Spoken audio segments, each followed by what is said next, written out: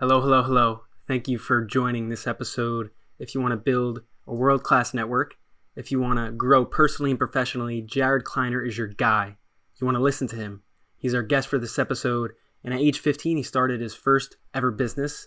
At age 18, was the youngest published author in Macmillan's 175 plus year history, and is the creator of 2 Billion Under 20 and 3 Billion Under 30, also the author of the latter.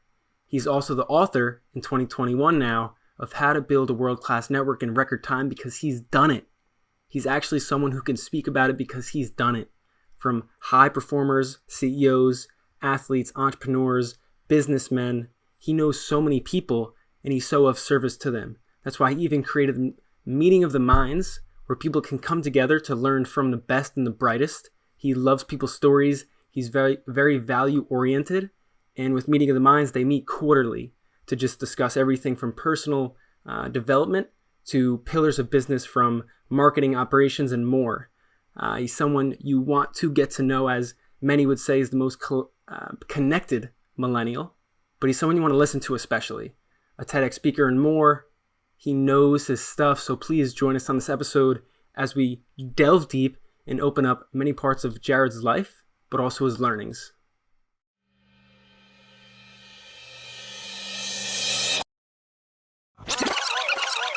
I have a dream.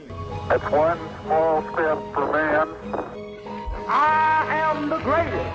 You want something, go get it. Period. Okay, Jared, I appreciate you coming on. And I looked into your story. It seems as though you have 40 years of life experience, even though you're in your mid to later 20s. So, man, I'm so excited to dive in. There's much to talk about, but I appreciate it. Yeah, thanks for having me. Yeah, for sure. So first place I was going to start is, and this is not a plug, but I truly am interested, and I want to start at a networking spot because I've seen a meta theme and theme of you being good at connecting and networking. What is your book about that you have? It's your second one ever that you're writing in the works, and it's How to Be a World-Class Networker in Record Time. So I'd love for you to speak on that to start. Yeah, third book actually. How to Build a World-Class Network in Record Time is the name of the book, and you can check it out, motm.co/books. Basically, it brings 10 years of life experience on my end, learning from mentors, developing the skill of networking and relationship building, and condenses it into less than 200 pages. And so I try to make it really practical, a lot of email scripts that I've used in the past and other resources like a relationship action plan. That's something I learned from Keith Ferrazzi, who wrote the book Never Eat Alone. He was my first ever client for a marketing consulting firm I had. I was fortunate to work with other people like him who I deem as super connectors.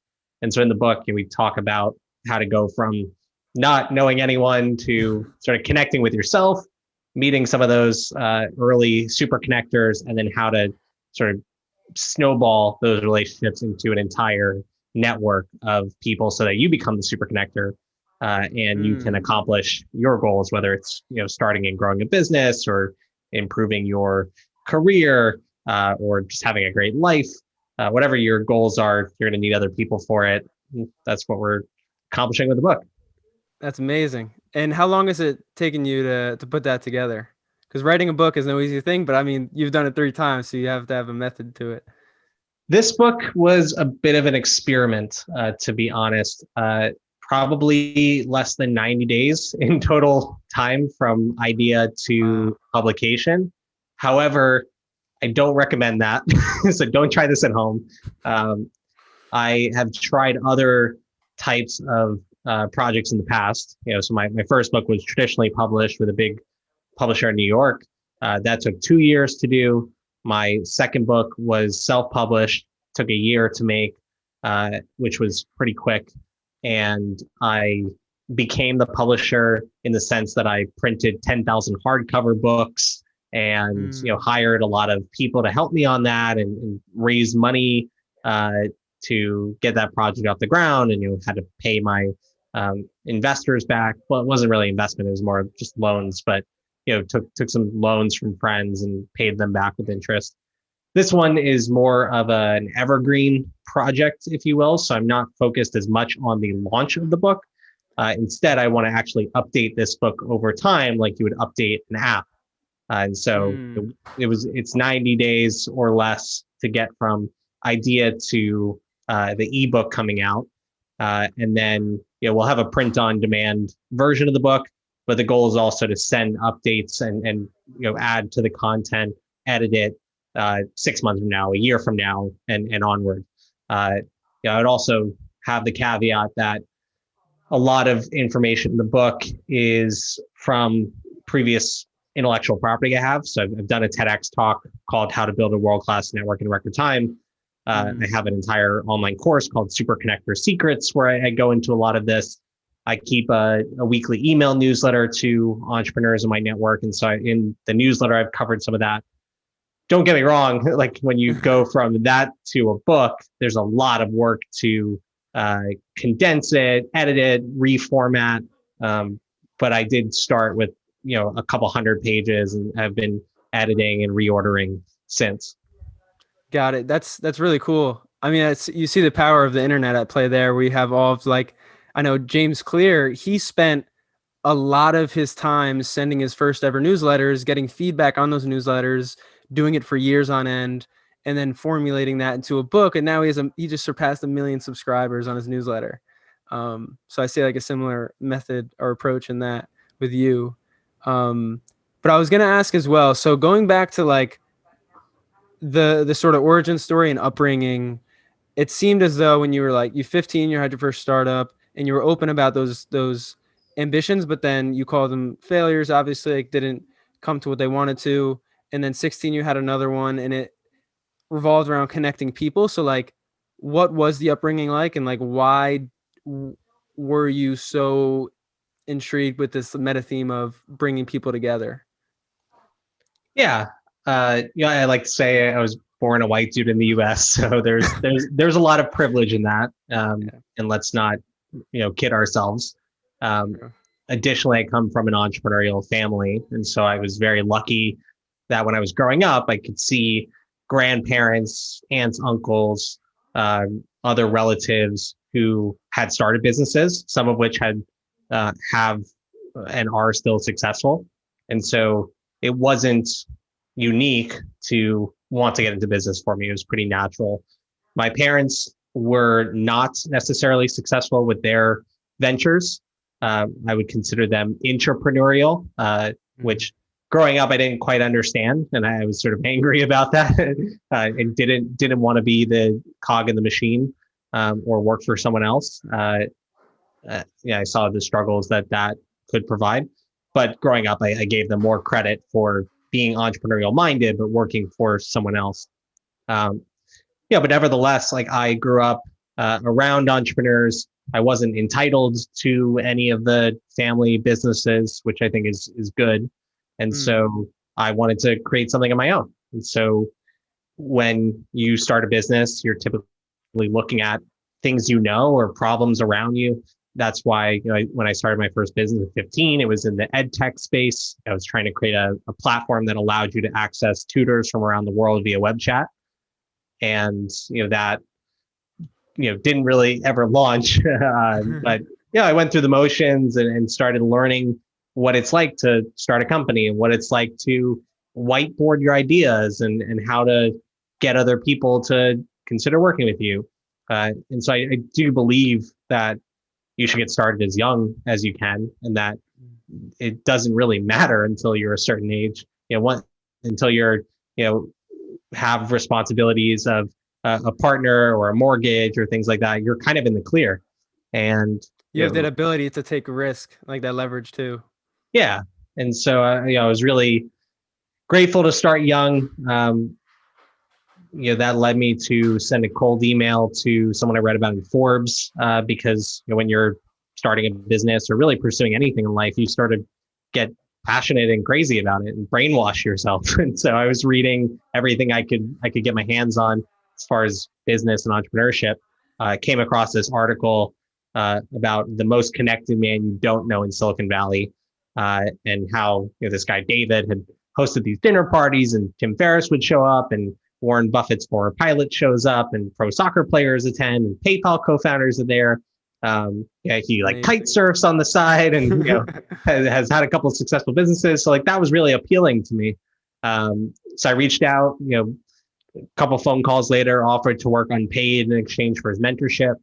And he was really the one who got me to be aware of networking and relationship building as a skill set and something that I could develop myself, and eventually would turn into my zone of genius, if you will. Got it. Yeah, because I was gonna ask like who that individual was, because I see a lot of like undertones of I know Cal Fussman, right? I know like you see undertones of Alex Benign or Elliot Bisnow, and like you having these summits, and we have meeting of the minds now, and the fact that you knew of that individual. But also I was going to bring up Tim Ferriss too, because I know he was in Silicon Valley with some startups, and like that ability to have a label and then reach out to others was powerful.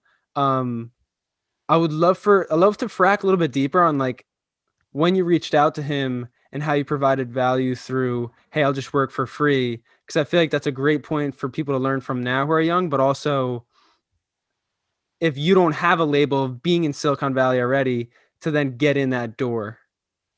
So like what that process was like in the beginning. So hindsight's 2020, but when I first reached out, I think I was going at it as, hey, I'm a young kid. I don't have a lot of experience, but I'm willing to work for you for free.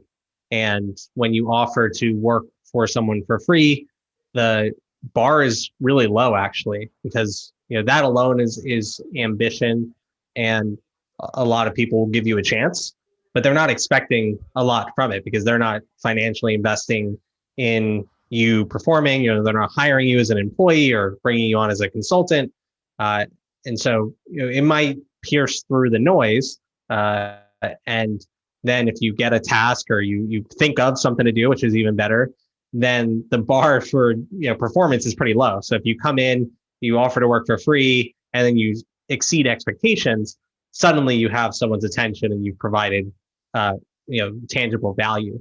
And so I think that was my strategy going into it, and it proved to be successful.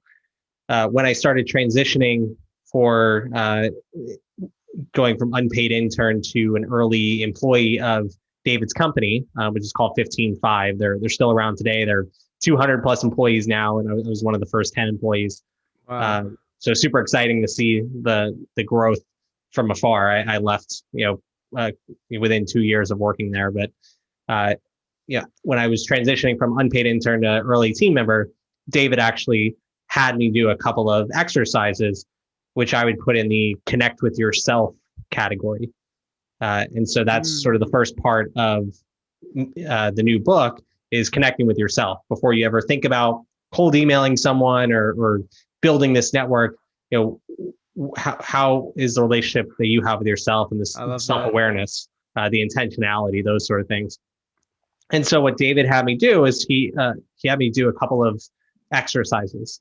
First was called a vivid vision exercise. So he had me write out various aspects of my life and where I hoped those would be in 3 years. And I would actually write as if I had accomplished those. So the buckets were work life, home life, relationships, family, money, health. For some people, they might have religion or faith, something there. And you would write in a journaling exercise, where you want to be in 3 years. And so that was an exercise he had me do, which if you really sort of sit with that for an hour, it's pretty illuminating what you actually want and what is noise. And then that's something you can do every 3 years. You could check it, every day if you wanted to. I sort of write about it, forget it, and then reference it in 2-3 years. And I'm surprised at how accurate it was, or where my life sort of went. And so I still do that occasionally. He also had me create a zone of genius for myself. It's basically create a Venn diagram of where my passions were, where my skills were, and then sort of opportunities to help the company or be successful in that industry. And so, passions, you think about things that you love to do, regardless of being paid. If you don't know what your passions are, then start looking at your friends or other things you read about. And if there's something cool, like you watch Queen's Gambit and you're like, ooh, chess is awesome. And maybe, set up an experiment where you like learn chess for a month and see if you like it or not. Skills, there's a couple of assessments that I did. Strengths Finders 2.0 is a book that's really helpful in that. It's like $20. There's a Kolbe A index, KOLBEA index. That's about $50. And basically just understanding what is your marketable skills and what are you good at innately. And there's different assessments that'll help you identify that. And then the opportunities, bucket, that takes some brainstorming, maybe some research, but you can look at what's trending in your industry or what problems are in your community or in your industry, and put that in the opportunities circle. And then you sort of come to a 1 or 2 sentence zone of genius, which allows you to identify what you're world class at or really good at, and that can help you find a career path, take daily or weekly actions to build your business or your career that align with that, and sort of let everyone else do everything else. Yeah. So there's a lot of stuff that David gave me that really helped me to understand who I was and what I could contribute to the company. And then I've built upon that over time as I've then started going to other investors of the company and other people I met through David, and as I built my network. That's powerful. There's definitely a bulk of things there for people to try out. But I was going to ask you, when you did bring it up, like how you did it, and it seemed as though writing in this visionary aspect of putting it all down to then like reverse it and then figure out where you're at and then where your talents intersect with what's going on as of now. That's super amazing. And I was going to then proceed from there. You were at the startup, and we can just like hop back on the wagon of you explaining more of your journey. So you were at the startup at Silicon Valley. At this point, you're in your like earlier 20s, or was that before? From 16 to 18. 16, 18. Okay. And then that was when you gave your first, which I thought was insane. Was it a TED Talk you gave at 18, or was it 19? I gave a TEDx youth talk when I was 17. I gave a TED talk when I was like the last day I was 19, like literally turned 20 on the plane coming home. Perfect. All very young still, and kind of crazy to think that was so long ago. Yeah. It was, which I will put in the description for people to watch, because it is really great on how millennials are a powerhouse for obviously this next generation, and not to take them lightly. And it was like, you're kind of an early adopter of saying that stuff, because you were coming from that standpoint. You were in it, like you are millennial, but like people, as you said in one of your videos when you're getting interviewed, like when you search like a millennial is, like the worst things would come up underneath that as suggestions. But from there, you gave your TED Talks, and then you proceeded into, I would love for you to tell the story of when you were at the conference and you started to discover was it the 30 under 3 billion or 3 under 3 billion, and how all of that transpired, because the story of you maybe missing the conference and the speech to then actually listening to it and it influencing you on your book and your whole venture with it. 3 billion under 30. I would love for you to explain that. Yeah. Again, hindsight's 2020, but one thing that happened naturally is through David and the 15Five co-founders. There's actually David's co-founder, Shane, that told me about the Thiel Fellowship and all the work that the Thiel Foundation does to support young entrepreneurs, give them a path outside of college to start businesses or take on impressive science projects. And they had a conference associated with the fellowship. And so I tried my best and eventually got into this community. I was invited to a conference in New York, and this was still while I was at 15.5, so I was about 17. But I went to New York for 2 days, and it was the first time in my life I was surrounded with other, teenage and early 20 entrepreneurs. And, I would say the Teal Foundation was one of those early entrepreneurial communities online. Forbes 30 under 30 was one of those early ones. I think what we built around 2 billion under 20 and 3 billion under 30 were early communities as well. And I was just in heaven. These were some of the smartest people I'd ever met. They were all around my age. And so I just really soaked up every minute of that conference. I hosted a party randomly, like the Saturday night. I don't know why people listened to me as far as like going to a venue, but they did. And I think people were just looking for someone to organize something and were excited. Yeah, everyone felt this way. It wasn't just me. Like I kind of sensed that everyone was shocked and awed by who they were surrounded by, which is a great feeling to be in. And so, come the final day of the event, I had a flight to catch back home to Florida, where I grew up, and so I said goodbye to all my new friends. Literally went outside, and then I saw that the flight was delayed, and so I went back inside, and there was a sort of keynote speaker wrapping up on stage. His name is Alex, and he was talking about this idea that there was 20 people selected for the 20 under 20 program, or the Teal Fellowship program. There was about 200 people in the room, and yet there were 2 billion people in the world at or under 20 years old. And he sort of challenged us to spread the virus and get more young people to do amazing things with their lives. And so that idea stuck with me. A few months later, I was working on a crowdfunding side hustle. And so it was like, crowdfunding these, Teal Foundation kids. For some reason, I was like, why don't we do a book and have everyone share their stories? And so that idea came to mind. And, I just posted the idea to a Facebook group that we had around the Teal Foundation community. And within, half an hour or an hour of posting, I had, 30 likes on the thread. I had a few people had sent me their college essays and said I could include it in the book if I wanted to. A few people reached out and offered to be co-authors or partners on the venture. And so then it just took off, and ended up working with Stacey Ferreira, who's a 30 under 30 honoree with Forbes. She was a Teal, she became a Teal Fellow, has started and sold a couple of tech companies. And we wrote this book. We sort of stumbled into a traditional publishing deal.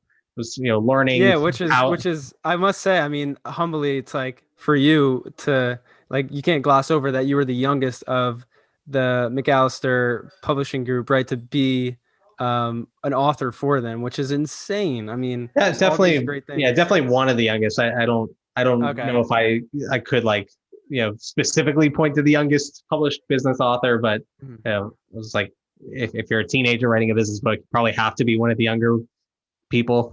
So, it was incredible. It was good to start writing books with a traditional publishing experience, because I learned what I want to, potentially replicate and what I don't. And I've done my next 2 books in self-published fashion, and probably prefer self-publishing for most projects.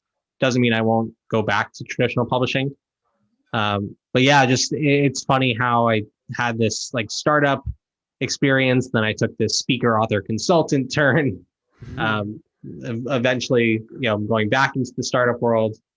But yeah, you can't really plan these things sometimes. It just sort of happens.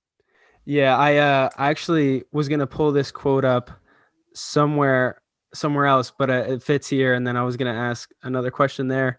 So this came from lifestylebusinessmag.com, and it was after you go through the 3 bullets of basically how to network well, and it was get some inspiration, conferences and such, build a network of positive and like-minded individuals, and then don't be afraid to put yourself on the line. And then under that, you say, well, there's a quote they had was, "My life has taken me in a bunch of weird direction, but it's all happened for a reason, and it's all taught me different things and has served a good purpose." So I think like it may seem like it's all like, yeah, I did this chronologically. Obviously, it did it in order, intentionally, but like it's like once you set your kind of vision and did your thing you referred to before and all this writing down of your visions, it was then that like it could happen, but not usually in the way you want it. But I would love for you to explain with when you did write that book, like the common themes you saw with such great performers, because you interviewed like great Olympians, great athletes, great entrepreneurs, like all these amazing people, and it's kind of like that Tim Ferriss model of like tribe of mentors. But I'd love for you to touch on like some of your favorite ones. And I know you highlighted them in a TED talk, but some of your favorite ones and like common themes you've seen of these great individuals. Yeah, and yeah, you definitely did your research. I'm like, I don't even remember writing or doing that interview, and like it must have been 5 or 6 years ago. Yeah, you got some good stuff to highlight, man. Yeah, I was so smart back then. No, or I was so naive. Who knows? Yeah, I mean, with both 2 billion under 20 and 3 billion under 30, we featured stories from 75 world-class millennials in each book, ranging from champion athletes and Olympians to social media influencers like Jake Paul and founders of companies like WordPress and Duolingo. I would say that most of those people sort of start by putting themselves in a position to be exponentially successful.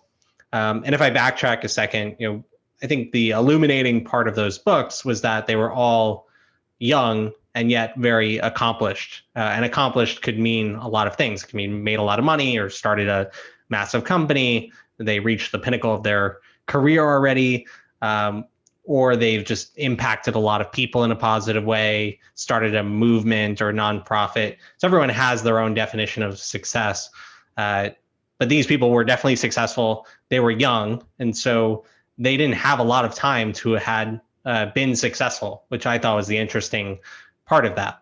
And so how do you sort of achieve exponential success in record time is what we were trying to study or look at. So everyone put themselves in a position to be exponentially successful, AKA doing something different than the crowd. I like to use the example of Matt Mullenweg from WordPress because he built an open sourced coding platform and when everyone else was building closed sourced platforms. So if you think about your Apple products and you have to sort of sign away your life and all the terms of use before you can use the product, that's closed software. Whereas open source, anyone can go into the code, change it, edit it, copy it. It's sort of a free for all. And so WordPress is an open source platform.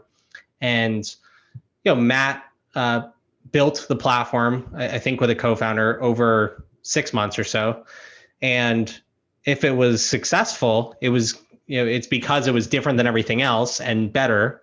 And if it wasn't successful, he was only 19, 20 at the time. He could have always gone back and worked at a closed source software company or started a closed source software project. But instead it took off. And now, WordPress powers over 1/3 of all websites on the internet. The company that owns it is called Automattic, and that's a multi-billion-dollar company. And it's because he did something different than everyone else. And so I would think, about your venture, your project, how can you experiment or put yourself in a position to be exponentially successful? So that's number one. Number two is, a lot of people in those books built their own distribution networks for their ideas, meaning they built a social media following, they built an email list, a podcast audience, they built their network like me. They started sharing what has worked with other people and their experiences with other people. And so if and when they do find something that's successful, they don't have to rely on the media or other gatekeepers to sort of get those ideas out. They've now built an audience or a network that they can share those ideas with. And the third, that's a huge point. Yeah.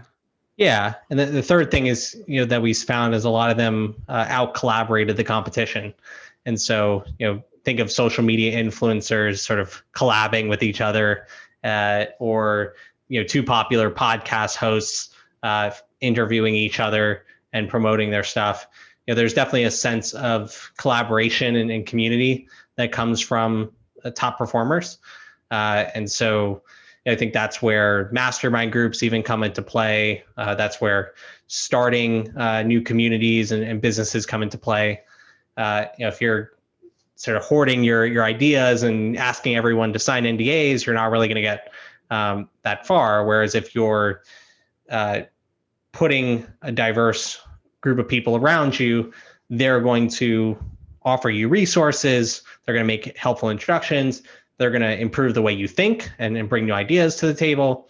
And so that's where you can really leapfrog other people that are maybe more conservative with sharing ideas, or are more competitive in the negative sense of competition. Mm-hmm. Mm-hmm. Yeah. It's like being able to. I know often the best people who are this kind of social media mentors nowadays, they always say like this term of give value, and it's actually the same. Towards the end of last year, I had this card stack of like quotes I would look through every day, and there was one that came up that talked about value or talked about love, and then it said love was equivalent to like that of help or giving, and I was like, what an amazing way that social media platforms have come to the pinnacle of society, because it all like surrounded by giving, and it's only those who do it best that get the most. But that makes complete sense. Like a great example of collaboration, out collaborating the competition, is like Morning Brew. I know early on in their story, in their journey, I should say, they were at a crux where they had to figure out how to grow, and they did that through collaborating with other newsletters and like getting their link of their website or their sign up on other newsletters. So I absolutely love that point, because like now is the time to partner. Like we just interviewed someone that might come out. The episode might come out sooner than this one, I believe. But she basically said like an accelerator to your startup can be partnerships. So like in that regard, it seems like that's such a crucial point.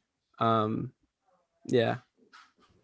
Yeah, absolutely. I mean, I believe in the idea of community and partnership so much that with Meeting of the Minds, we started a mastermind group where we're taking entrepreneurs, typically running bootstrap businesses, and creating environments online and in person where they can build deep, meaningful connections with other diverse individuals, and then leverage that collective intelligence to solve pressing problems in their business and scale.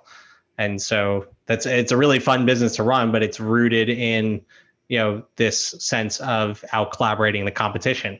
When we can have the founder of a fashion business and the founder of an executive coaching business, and the founder of a HR consulting business that works with Fortune 1000 companies, and then you bring in a celebrity photographer and people from different backgrounds, they're able to share their best practices, their referrals, all that sort of stuff, and maybe they start new ventures together, or they sort of hold each other accountable to their goals and visions for the future.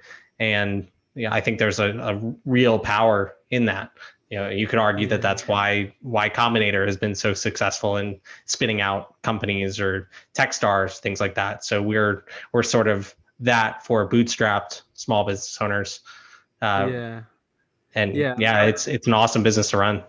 I love that. And you get to be around such high level conversations. Do you think it's better to start that after you build up your tower of social capital, or like possibly even doing it like during?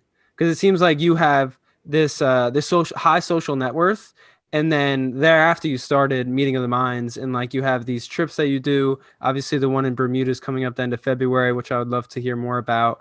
But what do you advise for that, like looking back on it?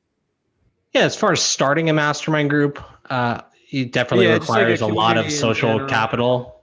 Yeah, there's different forms of community. So, as we were doing 2 billion under 20 and 3 billion under 30, we had Facebook groups around that. And as we invited book contributors, we added them to the group. For a mastermind group, our clients are investing, hundreds, thousands, or even tens of thousands of dollars for various services from Meeting of the Minds. And so that requires us providing a lot of value.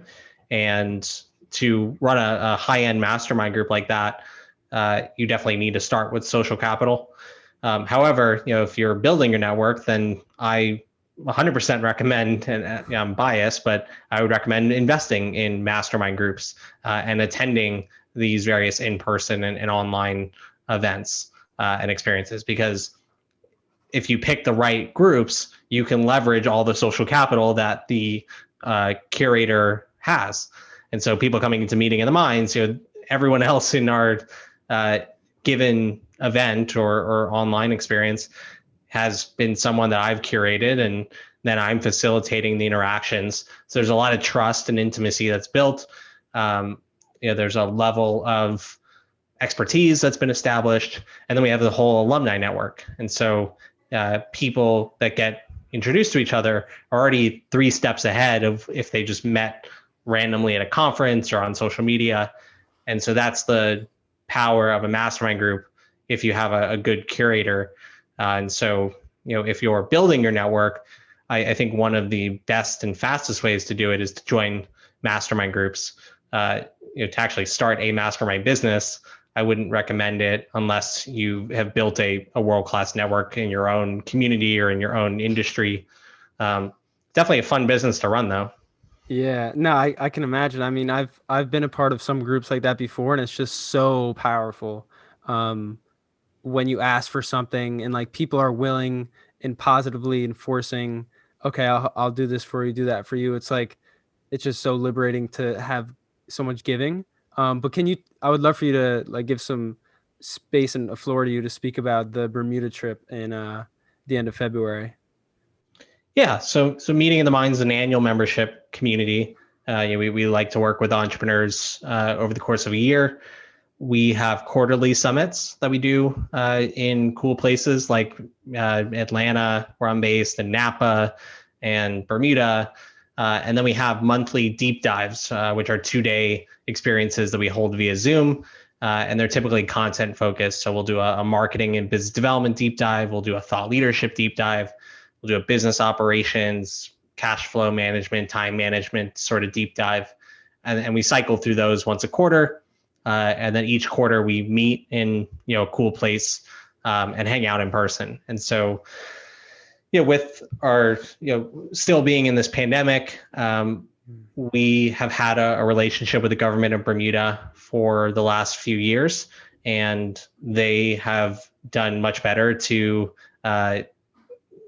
limit cases of COVID, and also have contact tracing and be really diligent about having people on the island. And so it's only 2 hours or so flight from Atlanta or New York or DC, and beautiful place, really warm, and we're going to be meeting in the end of February. And so we're just going there and having our summit, and we'll probably be back there for Q2 because that's going to become our NBA bubble or UFC Fight Island. And we're making sure that we stay on top of all the updated protocols. But yeah, there's some people in our network that are not willing to travel, and we understand that, and that's why we have the deep dives. And then some people are just super excited to see people in person again. And for that, we're doing things like our summits in Bermuda, and you gotta test within, as of early January when we're recording this. You have to test within 5 days of leaving. Then you have to test once you land at the airport, and then you have to quarantine for 12 to 24 hours.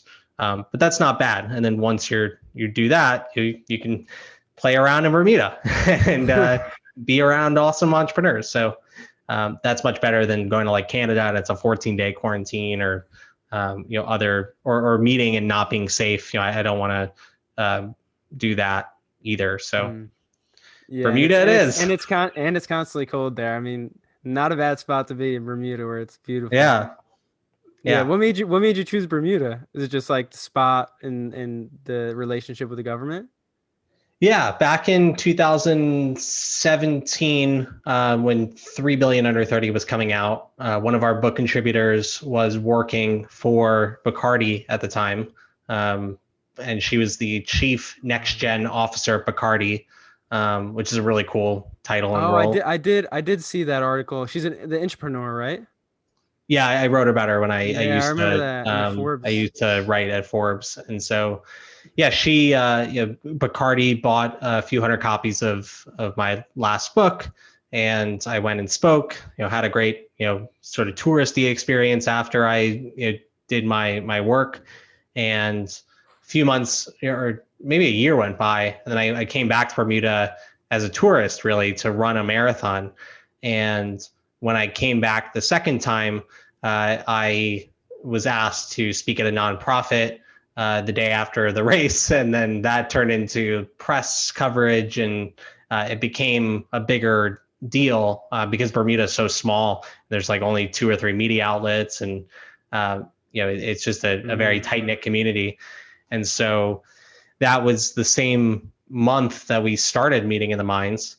And I met the Bermuda Tourism Authority. I met the Bermuda Business Development Agency, which brings in international investment or outside of Bermuda, and told them that we were starting this company. A few weeks later, I emailed them and told them, here's who showed up to our first events, and here's what they got from it. And these different entities ended up sponsoring us to bring Meeting in the Minds to Bermuda. And so September 2018, we did a sponsored event, our first international one in Bermuda. And then we went back in 2019.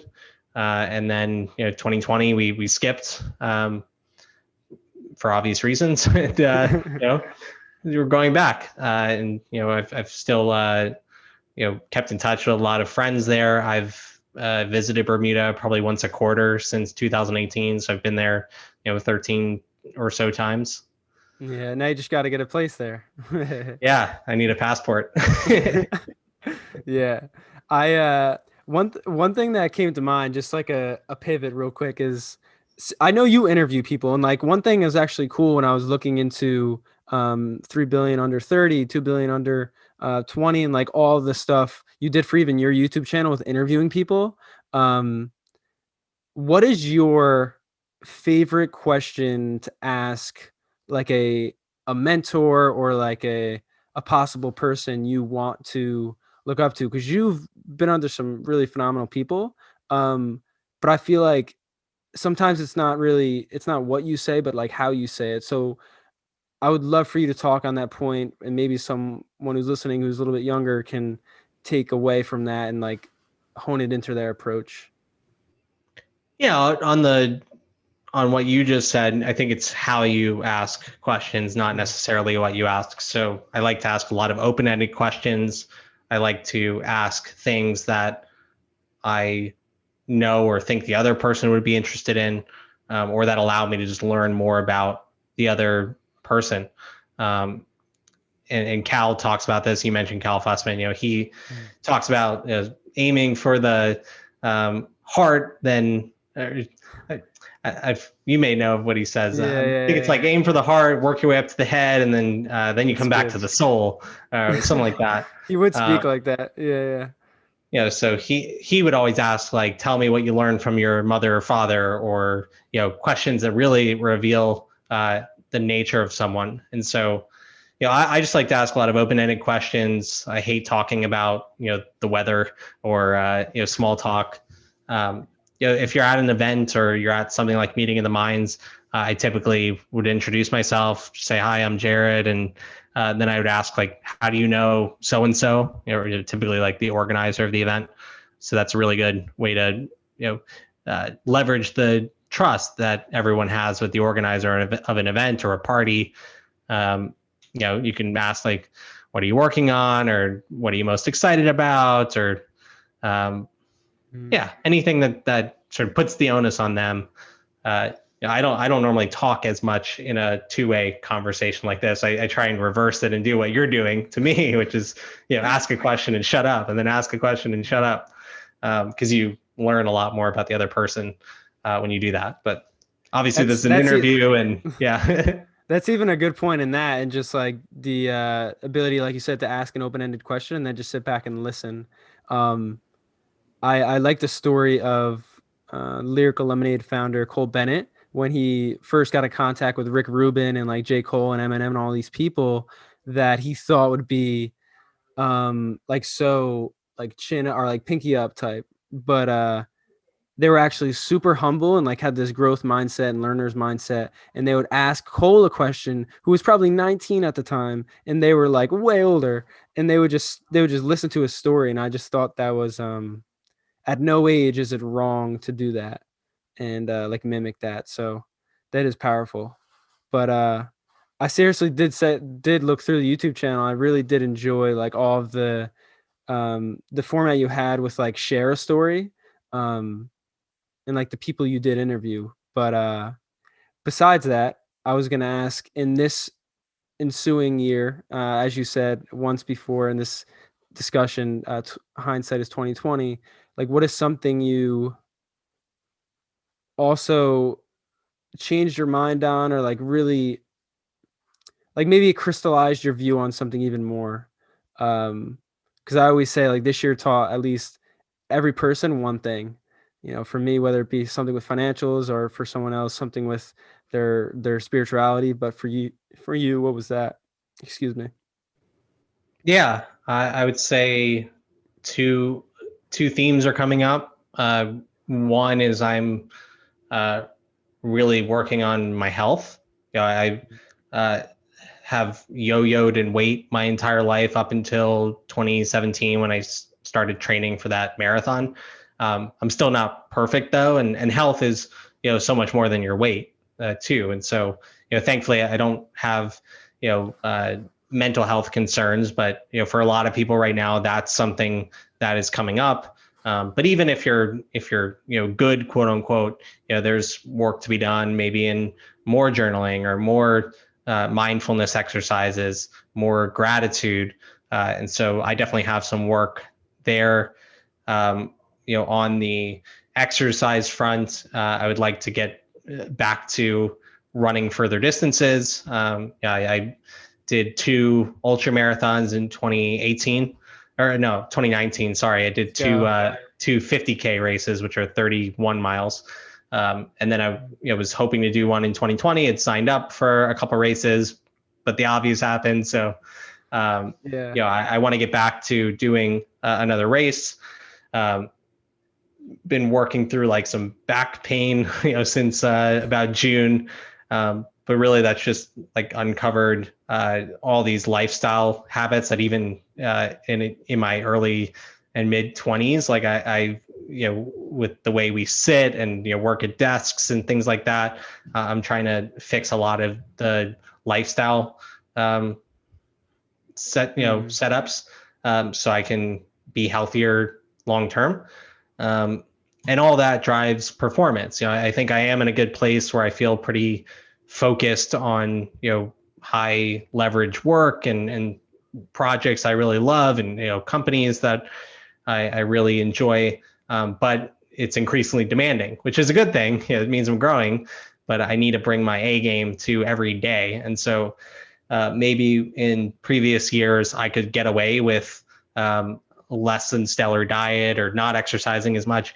I'm kind of getting to the point where I either need to get my habits in order and prepare myself for every single day and be locked in, or I'm going to fail at a lot of these projects or not be able to do what I want to do.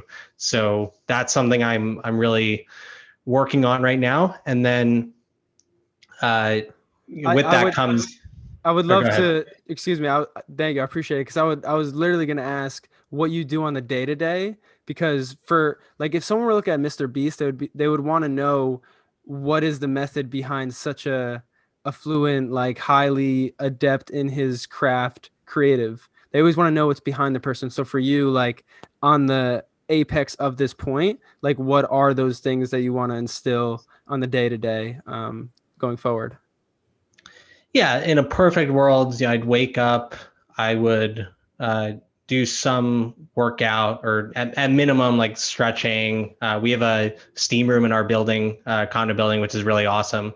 So I'll go in there, just something like wake up as opposed to rolling out of bed, going in the shower, and going to the office.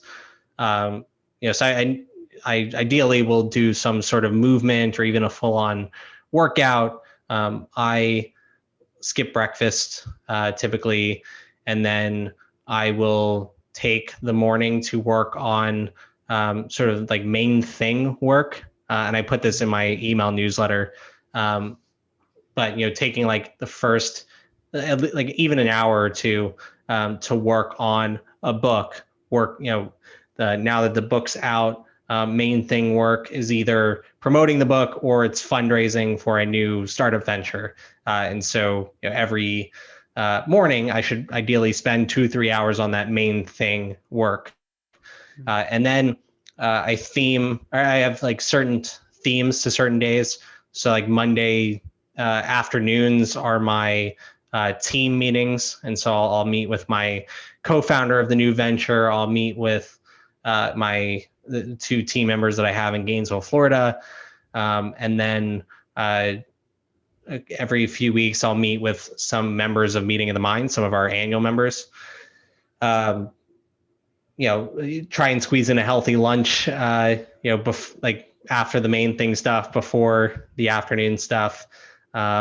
Tuesdays, Wednesdays, Thursdays, it's typically like sales calls or business development, stuff like that in the afternoons.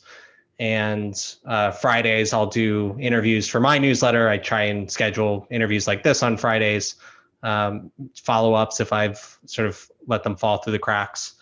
So that's mostly the work. I don't like work too many hours. I go home.